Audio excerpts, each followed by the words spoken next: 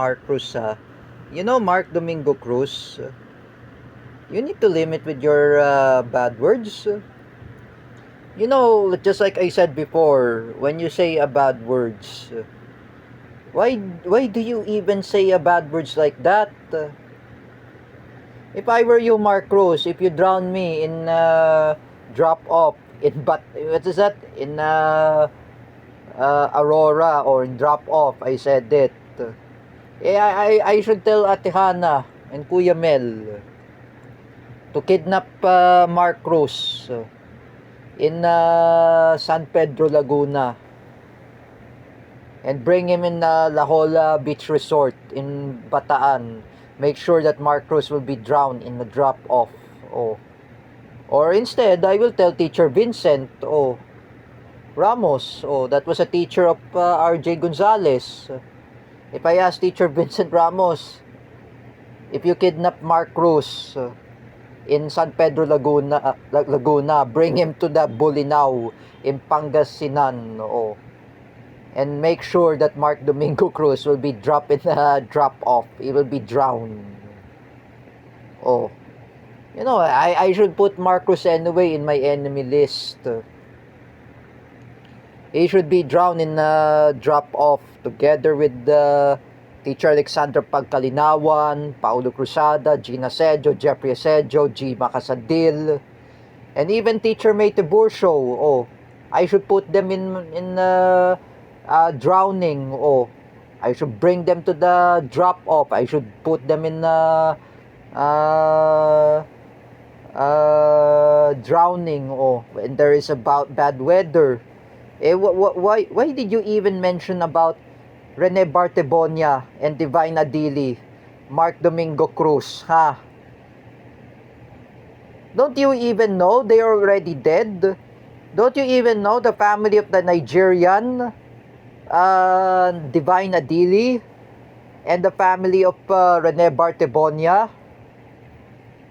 Don't you even know that they were drowned because of the bad weather?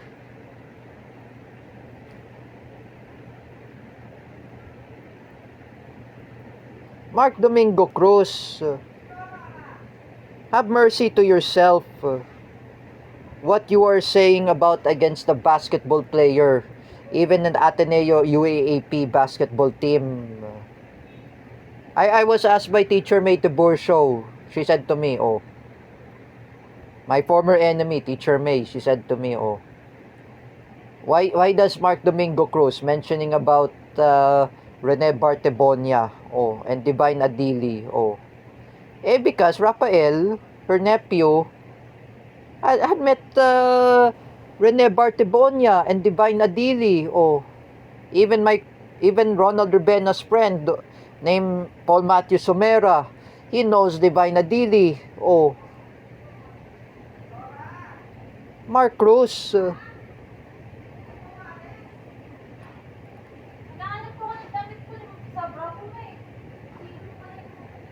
I'm just saying to you, why can't you just stop mentioning Divine Adili? You do not know how to use social media when you're saying about Divine Adili and Rene Bartebonia? I should put Mark Domingo Cruz in drowning in what is that? In La Jolla Resort in Bataan. I will tell Ate Hana, if it is not, I will tell Teacher Vincent Ramos to kidnap Mark Cruz in San Pedro, Laguna and bring him in